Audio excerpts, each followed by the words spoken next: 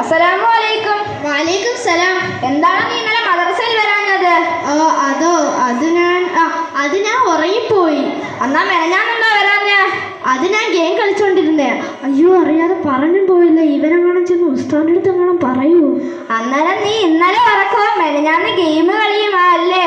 പിന്നെ മെനഞ്ഞാന്ന് ഗെയിം കളിച്ചാണെങ്കിൽ ഇന്നലെ നീ ഗെയിം കളിച്ചതായിരിക്കും, ഉറങ്ങിയതല്ല. സത്യമല്ലേ?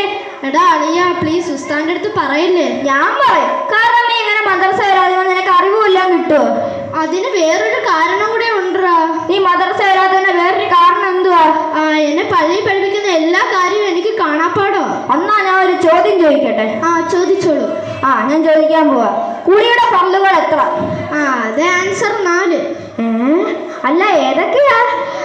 ബക്കറ്റും വെള്ളവും സോപ്പും തോർത്തു. എടാ, അങ്ങനൊന്നും അല്ലടാ. കുളിയുടെ ഫർള് 2 ഉള്ളു. നീയത്തും ശരീരം മുഴുവൻ വെള്ളം ഒഴിക്കലും.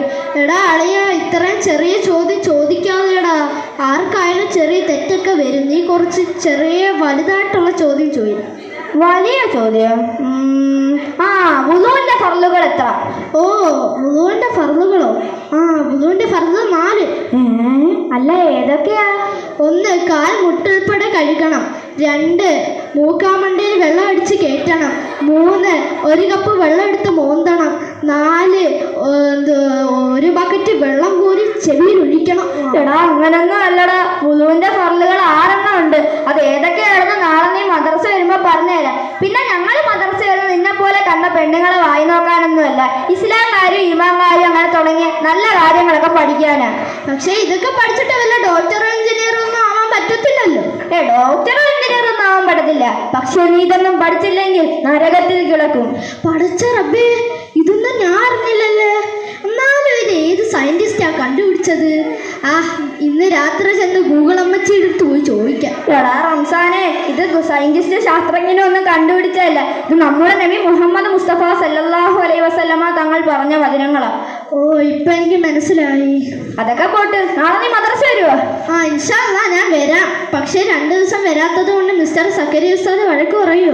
വഴക്കൊന്നും പറയത്തില്ല. ബാക്കിൽ 2 പൊട്ടിപ്പോരുത്തേ ഉള്ളു. അയ്യോ, എങ്കിൽ പിന്നെ ഞാൻ നാളെ 5 ബാറ്റ് ഇട്ടോണ്ട് വരും. നോക്കിക്കും. എന്നാ നീ രക്ഷപ്പെട്ട്. പിന്നെ നാളെ വരുമ്പോ ഒരു മാസ്കും കൂടി ഇട്ടോണ്ട് വരണേ.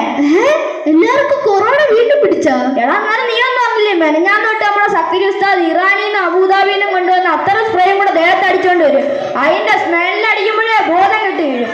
അയ്യോ, എങ്കിൽ പിന്നെ അത്രയ്ക്ക് മാറ്റമാണെങ്കിൽ ഞാൻ പിന്നെ നാളെ മാസ്ക് ഇട്ടോണ്ടേ വരും. എന്നാ നീ രക്ഷപ്പെട്ട്. പിന്നെ ഞാൻ അങ്ങോട്ട് കുറച്ച് ഉപദേശങ്ങളൊക്കെ തരട്ടെ? അയ്യോ, ഇവൻ ഉപദേശം തന്നു കഴിഞ്ഞാൽ പിന്നെ ഞാൻ കുടുങ്ങും. എന്തെങ്കിലും ചെയ്യണമല്ലോ. എന്തോ ചെയ്യും? ഒരു ഐഡിയ ചെയ്യാം. അയ്യോ, എനിക്ക് കാളയുടെ പാല് ഇറക്കുന്ന സമയം. ഞാൻ പോന്നേ. അസ്സലാമു അലൈക്കും. അതിന് കാളയ്ക്ക് എവിടുന്നാ പാല്? എന്തെങ്കിലും ആവട്ടെ. അയ്യോ, സലാം അടക്കിയില്ല. വാലൈക്കും സലാം. ഇറാനി അത്തറെന്ന് പറഞ്ഞ് കണ്ണാലൂന്ന് പൊളിച്ച സ്പ്രേ അടിച്ചോടെ തന്നിട്ട് ഇറാനി അത്തറെന്ന് പറഞ്ഞോടാ പോടാ.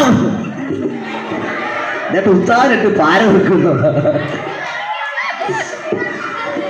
അടുത്ത